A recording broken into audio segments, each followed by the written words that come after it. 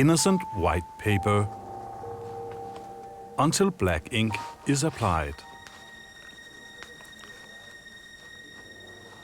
Der kom jo en forespørgsel fra Flemming Rose, om vi ville tegne Muhammed, og det var jo så en lejlighed til at svare på den provokation, som det er, når terrorister bruger en religion som deres åndelige ammunition. Du vil ikke undskylde noget? Det vil jeg bestemt ikke. Heldigvis så er jeg nu snart 72 år, og i den alder er man heller ikke bange for noget. On the 30th of September 2005, 12 cartoons of the Prophet Muhammad are published in the Danish national newspaper, Jyllands-Posten. A provocation that was just intended to show that you must be able to satirize religious figures in a modern democracy.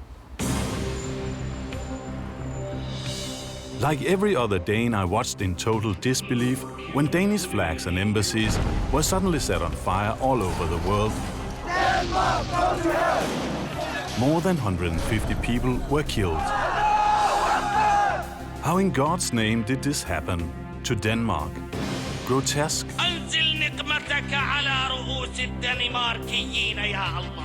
Like some of the imagery of the conflict spilling out on the internet.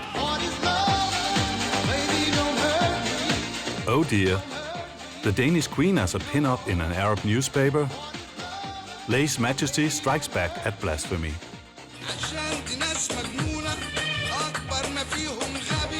Or an Egyptian pop singer ridiculing our peaceful little democracy.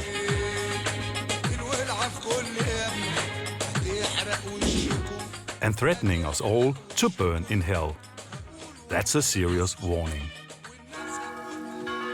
Like most Danes, I rarely go to church.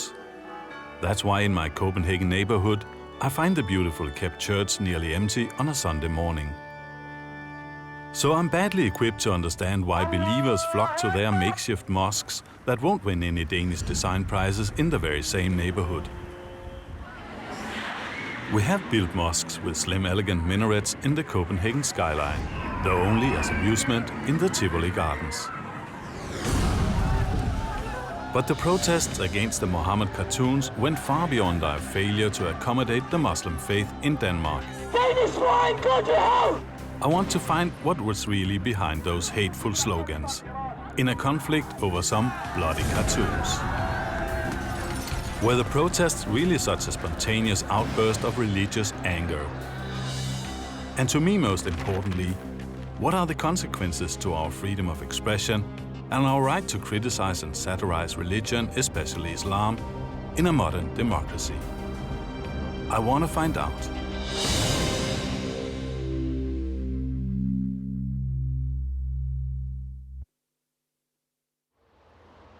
I begin my journey here in the Danish provincial town of Aarhus, where Jyllands-Posten is published. Does its culture editor Flemming Rose regret the cartoons?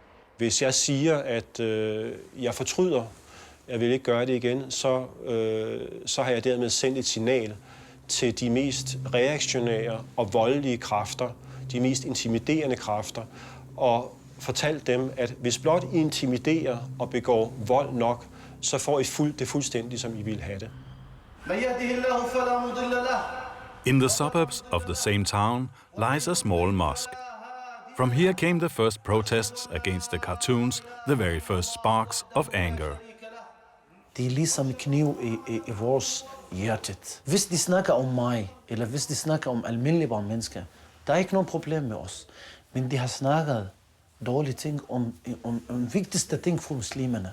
En rigtig symbol for muslimerne. Vi elsker profeten Muhammed sallallahu alaihi wasallam mere af min far og mor. Mere af mine børn. I havde jo her i Grimhøj en imam, som også var meget aktiv under protesterne mod tegningerne. Jeg tænker på Raid Halahel. Ja, jeg ved ikke helt præcis om Raid Halahel 100% hvad han tænker. Men det her, han har sagt, at han er flyttet herfra, det er på grund af de tegninger. So the man who started it all is no longer to be found here in Aarhus.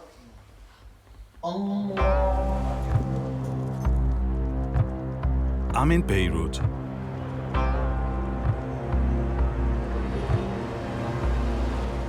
I want to look for the imam from Aarhus. who suddenly disappeared after the cartoon conflict. In a Beirut internet cafe, I find a homepage of Raid Halachel. Here he explains his anger and why he left Denmark for his hometown Tripoli, in the north of Lebanon. إياكم أن تظنوا أن الدنمارك حكومة أو صحيفة اعتذرت اعتذارا واضحا عن الرسومات. ما زالوا مصرين إلى اليوم أن القضية قضية حرية رأي وتعبير، بل أبعد من ذلك. ما زالت الدوائر في الغرب كله والدنمارك خصوصا ما زالت إلى الآن مندهشة مذهولة غير مصدقة لهذه ردة الفعل العارمة. Hej Christian. Hej. Hej. Tak fordi du kom. Vil du gå det? Jo, tak. Hej. Hej. بالعكس أنا مبسوط جدا إني تركت الدنمارك وأجد نفسي ربحان وليس خسران، ولكن أنا قناعتي أني أقيم في بلد عندما أحس أنني محترم بشخصي وبعقيدتي وبقناعاتي. فأنا غير مستعد أن أجلس في بلد أحس أنني مهان وغير محترم. أنا أرجع إلى بلدي هنا. أنا طبعا كإنسان مسلم لا أستطيع أن أرى أن هناك نظاما يصلح هذا الكون إلا الإسلام الذي أقتنع به. وأنا حقيقة أرى أن الإسلام فيه من مقومات حياة الإنسان أكثر بكثير من الديمقراطية السائدة في الغرب.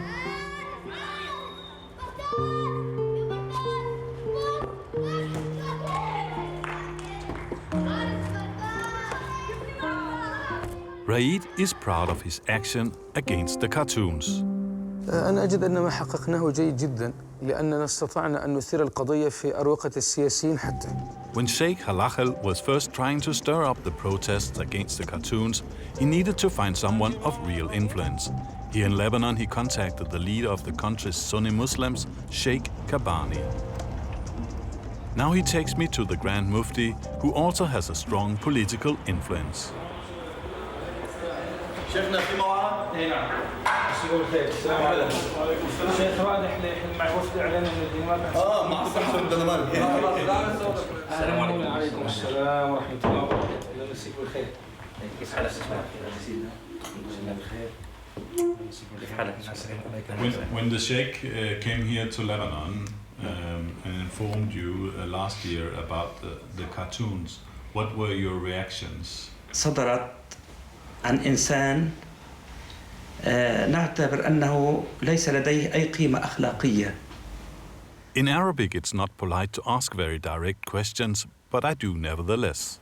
As Grand Mufti, you called for the demonstration, so you must also feel responsible for what happened. إطلاقاً لا أشعر بمسؤولية عن هذا العمل، لأن الإنسان الذي يقرر عملاً سلمياً ثم يأتي الآخرون ويسيء إليه، فماذا يكون ذنبه؟ لم يكن واحد منهم إطلاقاً يقصد أن يقوم بعمل فيه أي شغب أو أي عنف. A peaceful demonstration. Well, depends on what is your idea of a Sunday afternoon picnic.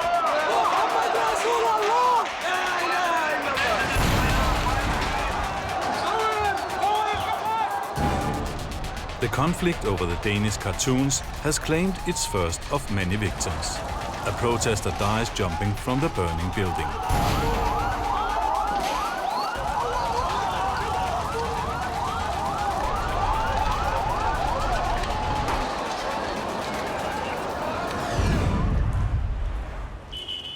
How could a government allow this to happen?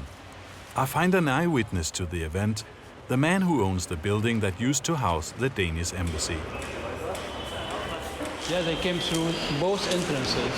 You'll see the other entrance, and they were prepared to burn. So it was they really had all the ingredients, you know, the cocktails, Molotovs, gas, stuff, prepared in their buses, and the army watched their buses, but the army was not allowed to stop them, and the political decision was to let them in. To my surprise, the whole riot was caught by surveillance cameras on the embassy building. With the surveillance camera, you see the people acting inside. I mean, obviously, these guys were Sunni extremists. I'm not divulging any secret. It's known what they are, who they are. This clearly shows a religious riot that has been allowed to spin out of control. I find myself trying to understand Lebanese politics. The army here received the order to withdraw from the perimeter of the building. Who gave the orders to the army? It's the government who decides what to do, you know. Maybe they believed that they were peaceful, but I know they were informed that it was not peaceful, unless there is no communication between the army and the government, which I doubt, because the army knew they had prepared to burn the building. The surveillance cameras filmed and filmed and filmed until the rioters break the camera, the final cut. هي المشكلة حقيقة نقطة جميلة جدا. أنا لا أجد أن الصراع بين مجتمع متقدم ومجتمع مرفه أو مجتمع فيه حريات وبين الإسلام. أنا أجد أن المشكلة بين مجتمع ما زال في مخزونه الفكري، في العقل الباطن، في اللاوعي عداء للإسلام من أيام الحروب الصليبية.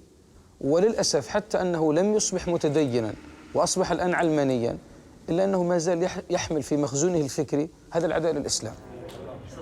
Thanks to the Khartoum conflict, Raid Halachel is now a local hero in his Lebanese hometown. No signs of weakness or remorse.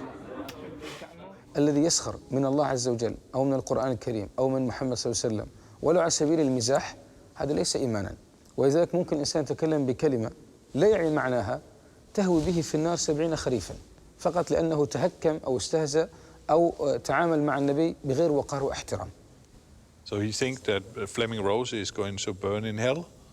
لا أشك في ذلك أبدا إن لم يتب قبل أن يموت. Hvad siger du til det? Jeg siger, at det passer fuldstændig med det billede, jeg har af ham. My next stop is Istanbul. I'm going to meet a man who played a crucial behind-the-scenes role in turning 12 Danish cartoons into a world political clash. Hello. We're here to see the General Secretary of the OIC. He's the leader of the OIC, an organization representing all Islamic countries, and I'm invited to meet him in what was once the harem of the Ottoman Empire. Dr. Ihsanoglu feels insulted on behalf of all Muslims around the world. It's decivilized that you disrespect fifth of the humankind, of human beings, mankind. Fifth of the mankind's belief is it doesn't worth a kind of respect from one side, or just you say this is I'm a country, free country, I can do whatever I like. Okay then. Then the other people who are, in my understanding, are also uncivilized people, they can go and put your embassy on fire. This is irresponsible, and that was also irresponsible. At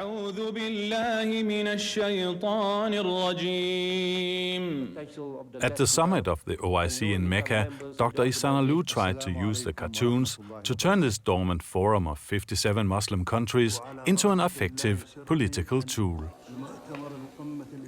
For years, Islamic leaders had been demanding a worldwide ban on blasphemy, particularly against Islam. Now they thought their chance had come. أن يكون هذا القانون اللي فيه العقوبات الرادعة على كل من يسيء إلى المقدسات وخصوصا الأنبياء عليهم الصلاة والسلام ملزم لجميع الدول اللي هي أعضاء في هيئة الأمم. Right after publication of the cartoons, Dr. Ihsanoglu wrote a letter to the Danish Prime Minister. You urged the Danish government to take action to avoid further escalation. That implies that you are foreseeing or expecting an Of course, because reaction. that was a serious matter. It was a serious matter. There were reactions all over the Muslim world, and I expected these things to happen, and it happened. Who is then to blame when a debate about democracy versus religious dogmas turns into bloody riots? Dr. Ihsanoglu is not prepared to be held accountable. You have also responsibility for what happens in the streets of the Muslim world. No. On the contrary, I'm sorry. I can't accept. This is a wrong statement. This is a false statement. And you cannot substantiate this statement. All my statements, press releases, all my stand, my letters, in my joint releases with Mr. Kofi Annan, Mr. Solana are on record. This is totally a biased, unsubstantiated statement. I regret that. You have to withdraw this conversation. Otherwise, I will disassociate myself with this interview. I'm sorry. You cannot say that, gentlemen. You cannot say that. What I was starting to say was that you cannot say that I am associated with the street. I am associated with calming the street. I'm sorry to say this. Please withdraw this statement. Let me just rephrase it how I wanted to. No, please withdraw this statement. Yes. Yes, what? I will try and rephrase what was the intention of my question. I got on somewhat better with Dr. Ihsanoglu after a lunch of chickpeas, but had to conclude that even though he was able to foresee the riots, he refused to be in any way responsible. Back in Denmark, I want to know what the Danish Prime Minister thinks about this Islamic move to ban blasphemy. Det overordnet handlede om, er i virkeligheden på global plan at få begrænset ytringsfrihed, når det gælder kritisk debat om religion. Og der er jeg nødt til at sige, at vi er fuldstændig stålsatte i den sag. Vi står helt fast på, at der skal være en vidtgående ytringsfrihed, som også indeholder retten til kritisk debat om religion.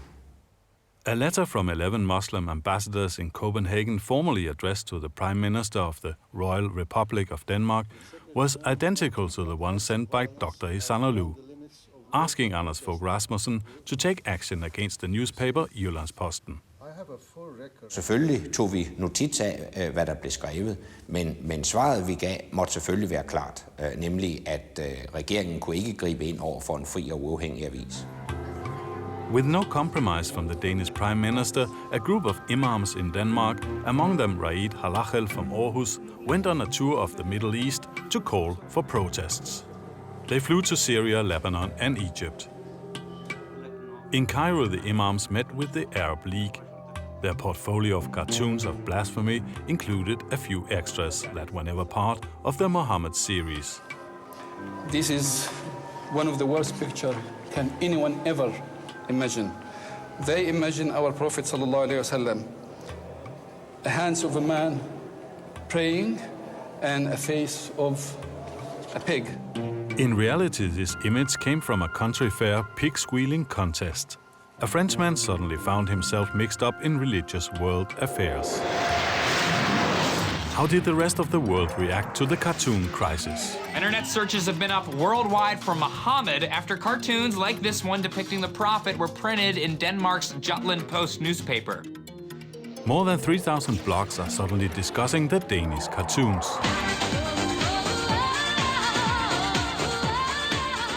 The insulting cartoons are sending global circulation on the internet.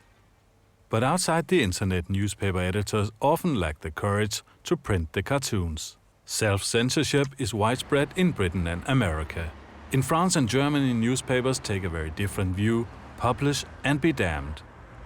In Berlin, I went to meet journalist Henrik Broder, who now travels around Europe with the cartoons to show them to the public.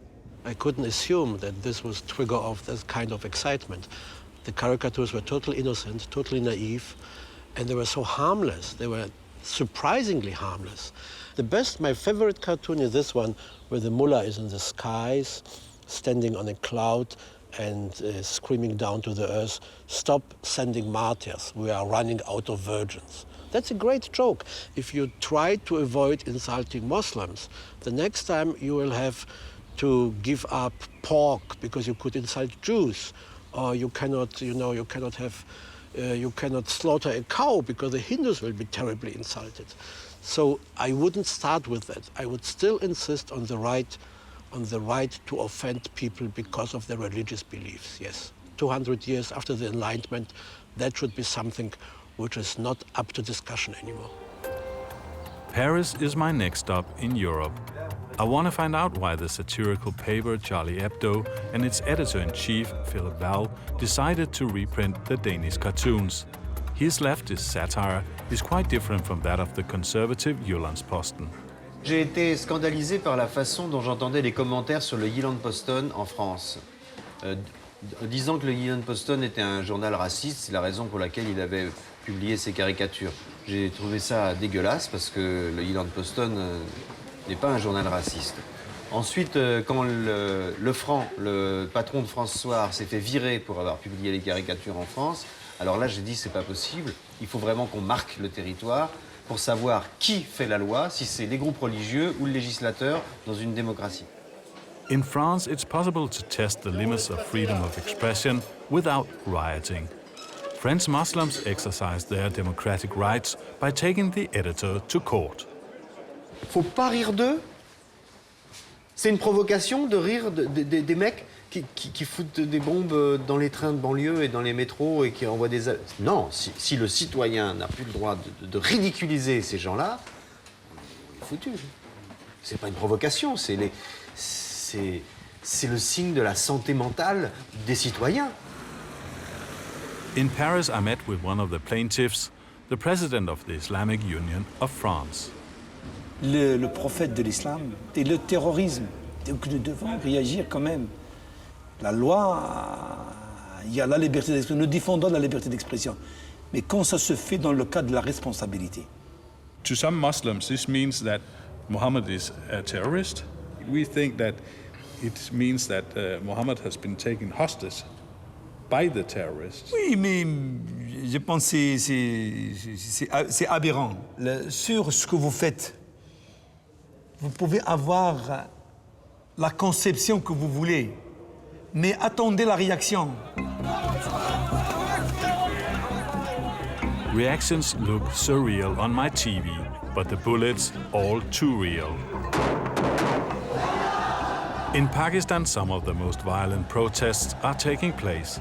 At least 5 people die in riots now directed against anything Western. The street protesters are further encouraged by a cash for killing bounty offered by a leading mullah in Peshawar. तो हमने वाजिबुल कत्ल होने के अलावा ये भी कहा था कि जिसने उस कार्टूनिस्ट को कत्ल किया तो उसको $10 lakh इनाम दिया जाएगा. Det var selvfølgelig uhyggeligt. Min ellers så brave kone, hun var altså også berørt af det. Det gjorde indtryk på hende. Hun er børnehaveleder. Der kom forældre og spurgte, er det nu sikkert at sende vores børn her i børnehave? Det var meget ubehageligt. I'm traveling on to the Gulf state of Qatar. With its tiny population and its vast resources of gas and oil, Qatar is probably one of the richest places on earth. Most of the country is owned by the emir and his family. I've come here in search of one of the Muslim spiritual leaders who did most to raise the temperature of the conflict, Sheikh Yusuf Al-Qaradawi. He has a weekly TV show on Al Jazeera, the global satellite channel that prides itself on supporting freedom of expression and democracy. Qaradawi calls for a worldwide day of anger against the cartoons on Friday the 3rd of February 2006. لابد للأمة أن تغضب ونحن لسنا أمة من الحمير لسنا حميرا تركب بل نحن أسود تزأر. His message is picked up all over the Middle East and turned into action more than half a year after the cartoons were printed. The day after, Saturday the 4th of February, the Danish embassy in Damascus is put on fire. Sunday, tens of thousands of agitated Muslims marched against the Danish embassy in Beirut and set the building on fire. Monday, Iran falls into the chain of events, and for the 3rd day in a row, a Danish diplomatic mission is torched. Sheikh Yusuf Al-Qaradawi enjoys a pope-like status in the Islamic world. Salam alaikum. He normally doesn't give interviews to Western media. It's not part of his media strategy. We come a long way to see you. At the age of 81, Qaradawi has turned himself into the Islamic world's leading televangelist. In his TV show Sharia and Life, he gives advice on how to live by the Islamic laws of Sharia.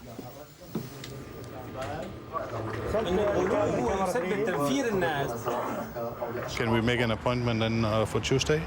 Okay. Then we can stay one... انت يوم 3 دكتور 12 At 12 o'clock? Yeah. On Tuesday?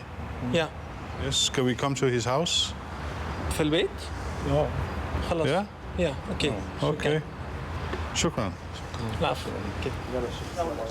So I'm finally going to sit with a man dubbed the Global Mufti.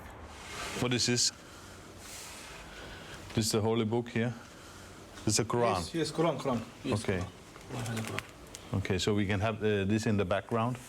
أساء إلى نبي محمد. هذه الإساءة تعتبر إساءة إلى كل فرد مسلم، إلى الأمة الإسلامية، إلى 1.5 مليار من البشر. An insult to all 1.5 billion? I doubt if Qaradawi speaks for each and every one of them, but surely he succeeded in mobilizing the masses against 12 cartoons few had ever seen. وهذا أمر يعني معروف إنه العامة إذا هاجوا ممكن أن يحدث منهم هذا، ولكن لم يكن هذا بالشيء الكثير الذي خرج عن الحدود، كان شيئا محدودا جدا ونحن نأسف له من غير شك. As ideological leader of the Egyptian Muslim Brotherhood, Qaradawi enjoys popularity for his many strong political views. إذا ظل الغربيون ينظرون إلينا إننا بلاد مستعمرة قديما ويمكن أن تستعمر حديثا، وينظرون إلينا نظرة المتأله، يعني أمريكا تريد أن تسيطر علينا وعلى العالم كله وتفعل ما تشاء ولا تسأل عما تفعل. إذا ظلت هذه الروح لا نستطيع أن نتقرب، إنما نتقارب إذا نظر بعضنا إلى بعض باعتبارنا أسرة بشرية واحدة. ولكن الغربيون يرون أن الديمقراطية يعني تقوم على الحرية المطلقة، هذا ما نرفضه. لا يوجد في الدنيا كلها حرية مطلقة. السيارات لها قانون، يعني وهي تسير في الشارع إذا الإشارة حمراء تقف. البواخر في المحيطات الواسعة لها يعني خطوط سير. الطائرات في أجواء السماء لها خطوط سير. لا يوجد إنسان يفعل ما يشاء. In the Quran school, students are taught to recite from the holy book. On my journey, I came to wonder why I never read anything about depicting the Prophet, so I asked the man who should know. Where exactly in the Quran is it stated that you cannot depict Muhammad? يعني هذا لا يوجد في القرآن، يعني أمر مباشر يعني بمثل هذا، ولكن أجمع علماء أهل السنة على عدم تصوير الأنبياء جميعا، ليس محمد ولا المسيح ولا موسى ولا إبراهيم ولا نوح ولا غيرهم من الأنبياء، حفاظا على الصورة المثالية التي يرسمها المؤمن للنبي في مخيلته. But it's nothing new to draw the Prophet Muhammad, I realize. Artists have done this for centuries, sometimes with his face obscured and just as often showing the Holy Prophet with his face in full. If maybe as a last thing, if I could show some of these cartoons, just to have his explanation about why he think it's such an insult to Islam. Because this was published in the Danish newspaper. A surprising first look for the man who called for a lot of the action. دي كانت موجودة حضرتك اللي شفتها. دي كانت في الصور اللي هي جاءت بتاع القنبلة دي. هذا يعني صورة لمحمد يعني بطريقة معه. ماذا يفهم أي واحد مشاهد أو قارئ لهذه الصورة؟ ماذا يفهم منها؟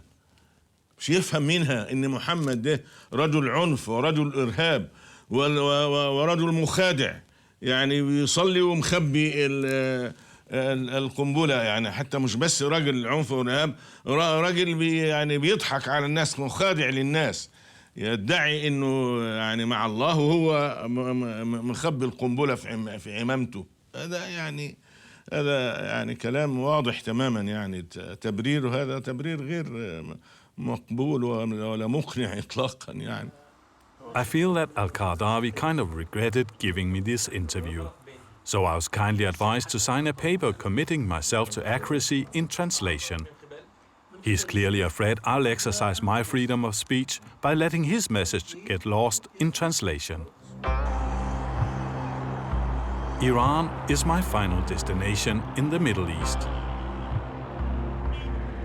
one of the most highly controlled religious states in the world. They were last to join the protests, but came out with some of the strongest reactions.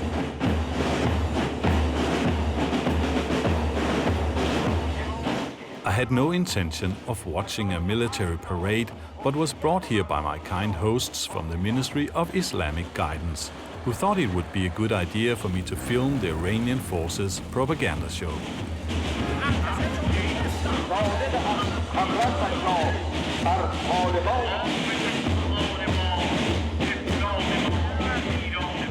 Watched over by the president, martyrs in wheelchairs rolled by endlessly.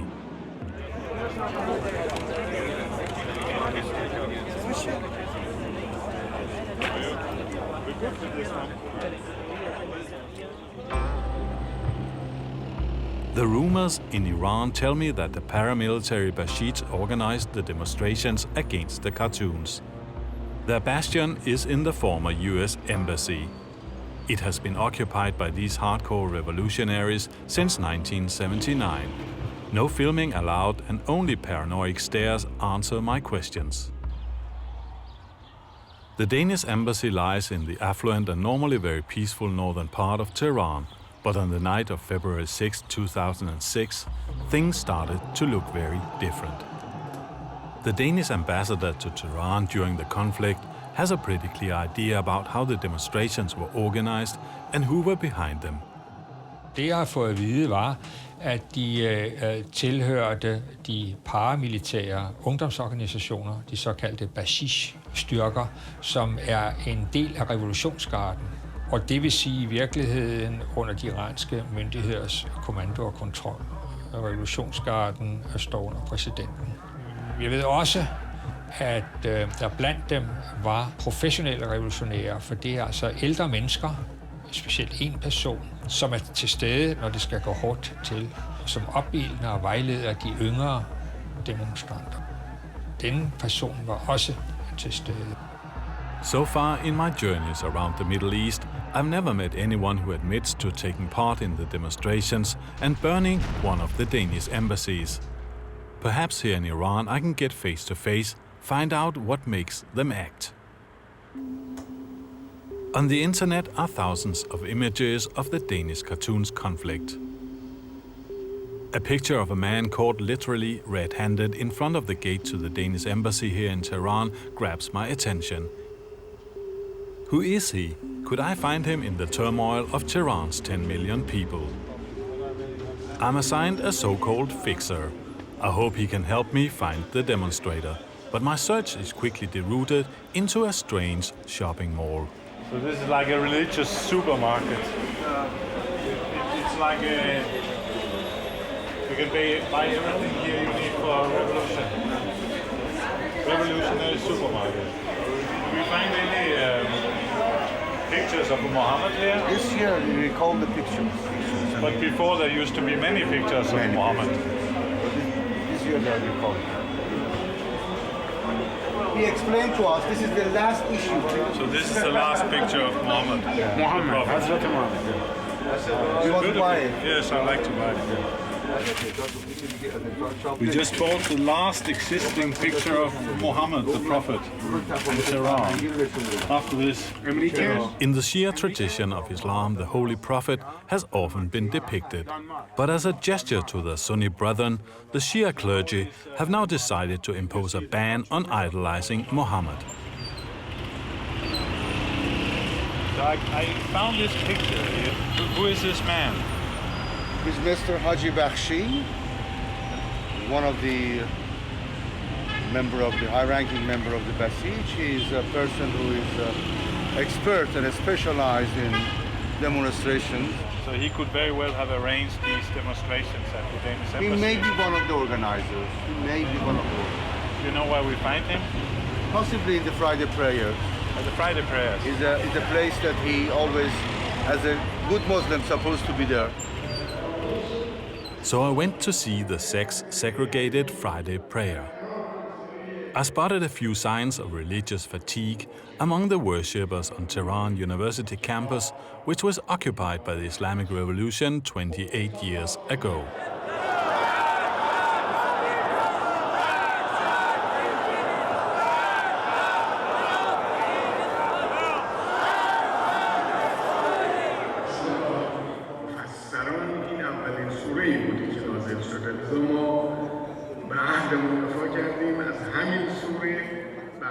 Every Friday prayer is followed by a ritual demonstration.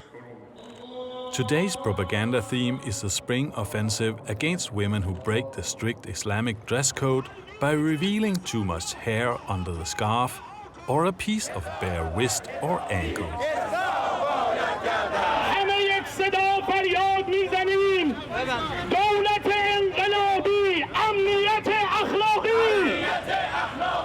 I'm looking in vain for the professional demonstrator from the Danish embassy.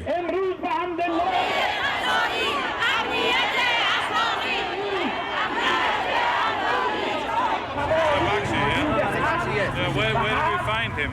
A voice in the crowd suddenly tells me the demonstrator Ali Bakshi lives in a place called Karaj City outside Tehran. This man maybe know where he lives, you know? Yes, you should ask a permission from Ershad to go to Karaj. I have permission to work here in Iran. That's how No, you have the permission to work in Tehran. I never heard that. The press con says that it has been issued by the Tehran's things. Well, that's good enough for me. Yes, but you cannot go outside. It finally starts to dawn on me that our fixer has not been assigned to fix anything, but actually to obstruct my search. کرج دنبال حاجی بخشی بگردیم خب مجوز کرج بودن نداریم. این اینجوریه دنبال حاجی بخشیه. آره. پس گوشی بهش بده. گوشی. Hello? You know, if you go there, the police will catch you, but you don't have any authorization. But I mean, nobody said anything about authorization. We have a press card valid for the whole of Iran. You cannot go to Karaj without written permission. But this is like the Soviet Union. You know, you think that you have come here from another planet to teach us everything? No, I don't think so. I'm just saying that you issue a press card, and I think that it would be valid for me to go around and... No, I have to be informed at least 48 hours before. So... That's impossible. Okay. Thank you. Have a good day. Bye-bye. They don't want us to talk to this guy. The next morning, with a new driver and our obstructive fixer left behind in Tehran, I decide to head for Karaj City without permission. We're going to look for a man called Ali Bakshi. Have you ever heard about a man called Ali Bakshi? After hours of asking around from mosque to mosque in Karaj City, it finally looks like I'm having luck.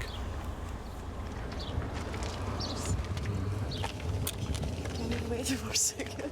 Okay. Salam alaikum. من دست خون‌آلود گرفتم زدم به در سفارت 5 تا گفتم ما تا پای خونمون پای رهبرمون وای میستیم.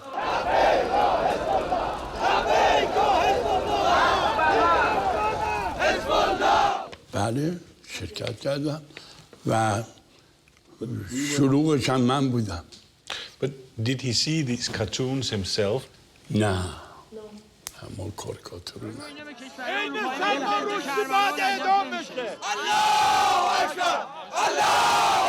How do you find out that you want to make this kind of demonstration and eventually burn the embassy? خدمت شما عرض کنم که دانشجوهای بسیجی که روحانی هم درس میخوندن امام صادق این چیز اطلاع رو پیدا کردن که به پیغمبر طریق دانشگاه نه ما آتش نزدیم دروغه محالمون نه ما پرچم بالا بود ما سفارت سفیر خواستیم اهانت بهش گفتیم که اهانت شده باید به دولتت بگی اونا رو بگیرن معذرت بخوان نیاد و ما بعد از اون شب 3 روز دیگه هم رفتیم. By now the Danish ambassador is receiving threats on his personal mobile phone and his private house is also attacked with firebombs. Jeg bad Udenrigsministeriet om hvorvidt vi måtte forlade landet så hurtigt som overhovedet muligt, og det fik vi tilladelse til, så vi besluttede, at alle medlemmer af den danske stab skulle ud så hurtigt som muligt.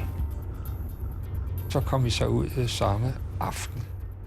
I have these cartoons which offended so many Muslims. Maybe he wants to see them. من آدم خوش که نیستم. ببینید. The cartoons is profitable to you. خب این حضرت محمد نمیشه. ببینید این یک چیز یه شبیه از سیگ‌های هندی. So here in Iran, I ended up together with a youth activist in his 70s who owes all his land and wealth to the Islamic Revolution for many years' faithful service as a professional demonstrator.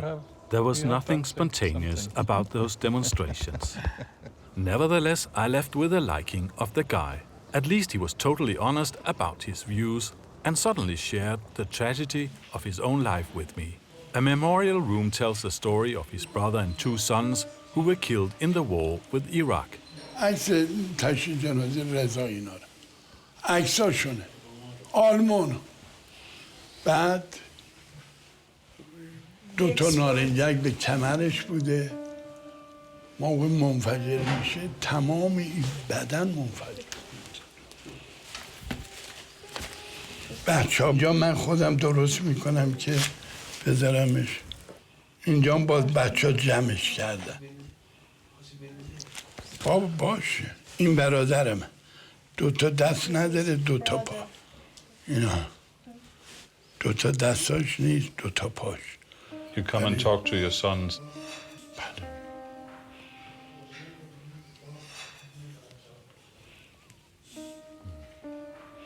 What happened? Why did it happen? زدم با گلوله توپ زدن تو ماشینم اینها اینجا. بعد من اومدم پایین اینا رو در بیارم اینو میخوام آتیش خاموش کنم نمیدونم. این عکس مال 1 ربع قبل از شهادتش. این میدون مینه. That was the car exploding.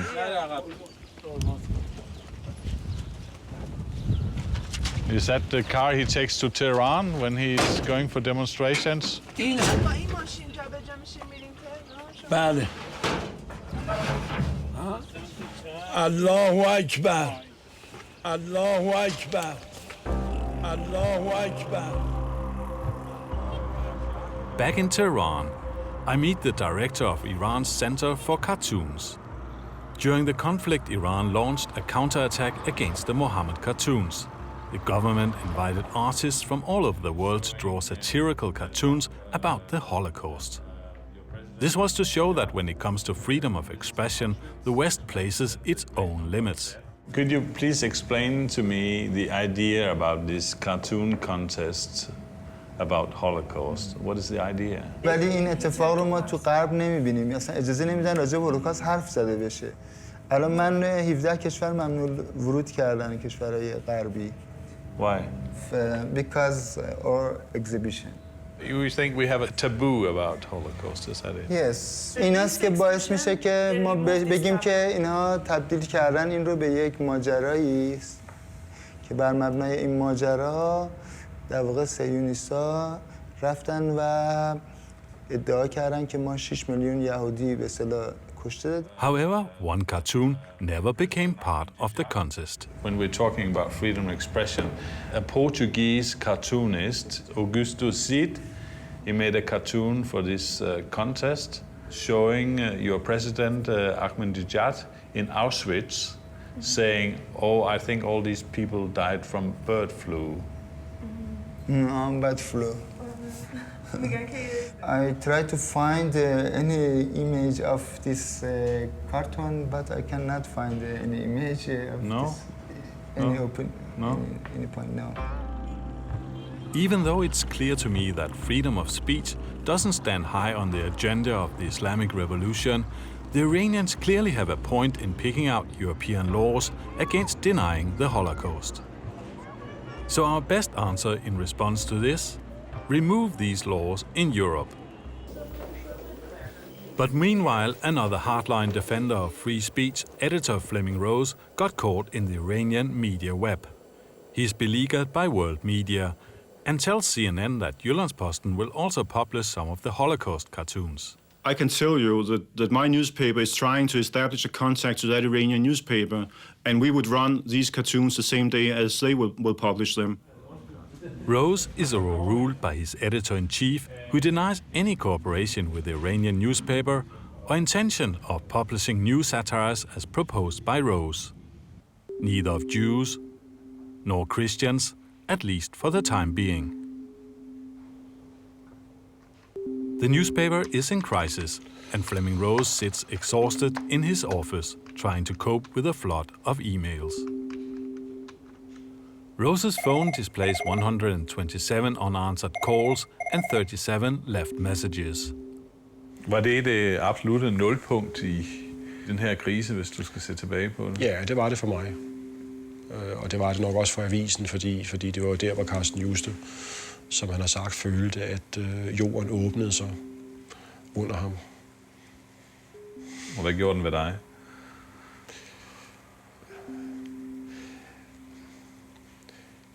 Jamen, jeg følte hvad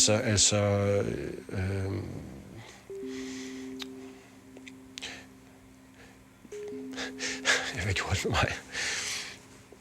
Editor Rose is ordered to take a leave from his newspaper. Some limits to freedom of expression, after all, in Denmark. And what about Germany? Back in Europe, at the end of my trip around the Middle East, I discover we are already starting to censor ourselves. The Berlin Opera got so nervous about possible insult of Muslim feelings that it cancelled the restaging of the 200-old Mozart opera Idomeneo. The scene showing the decapitated head of Muhammad together with other religious icons like Buddha and Jesus was suddenly thought to be a security risk. It's a lousy opera, so if you cancel the opera, you could cancel it for artistic reasons. But it was cancelled out of fear because of the experience they made during the cartoon affair, and they acted to appease Muslims who at that time did not even know that was the reason why they could get up and get angry. In Paris, it's Judgment Day in Palais de Justice. Security is tight. I'm back here to witness the court case between the Islamic Union of France and the satirical weekly Charlie Hebdo. It's going to be an important test for freedom of expression in Europe. Is it legal or not to publish such cartoons of Mohammed in France? La presse en France est libre jusqu'à plus ample informé et on saura jusqu'à quel point cet après-midi. During the case, editor Flemming Rose turns up as a key witness. Hvis de taber, så betyder det, at det fremover vil være forbudt at lave grin med at kritisere og udfordre ideologier. Her er det en religiøs ideologi, men det kan godt være en politisk ideologi eller en hvilken som helst anden form for ideologi. Så der står virkelig meget på spil fra Europa, synes jeg.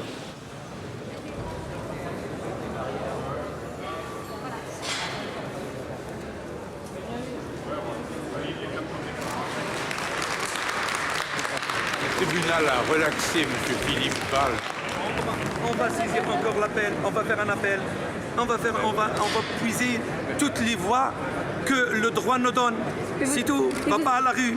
Et vous aspirez pas à un peu de sérénité, justement, parce que c'est pas très Mais c'est la sérénité, les gens, quand ils se défendent par la loi et par le droit, c'est pas la sérénité, madame? Je pense qu'elle est très importante. Ça le fera jurisprudence et c'est ça que nous voulions. Au-delà même de notre sort à nous, à Charlie Hebdo, c'est une jurisprudence qui est précieuse pour toute la presse, pour les artistes, pour les peintres, les cinéastes, les journalistes, les créateurs, pour tout le monde, les chorégraphes, enfin pour tout le monde. Home in Denmark, our Prime Minister is convinced, as only a politician can be, that his idea of freedom of expression came out as winner of the conflict. Vi havde vendt os til, efter mange års demokrati i Danmark, at ytringsfriheden var bare en given og selvfølgelig ting. Men tegningesagen, den viste os jo, at der faktisk er magtfulde kræfter, også globalt, som ønsker at begrænse ytringsfriheden. Og derfor er der blevet mere debat om, og der er blevet mere bevidsthed om vigtigheden af ytringsfrihed og pressefrihed, end der var før. Så egentlig vil jeg sige, at det gode, der kom ud af det, det er, at ytringsfrihed og pressefrihed nok står stærkere nu, end det gjorde før. I don't see it quite so black or white. Nor does the man whose cartoon caused the strongest reactions. Hvem har egentlig vundet den her sag? Selvcensur, det vil jeg ikke vedkende mig. Jeg vil lave det, jeg har lyst til.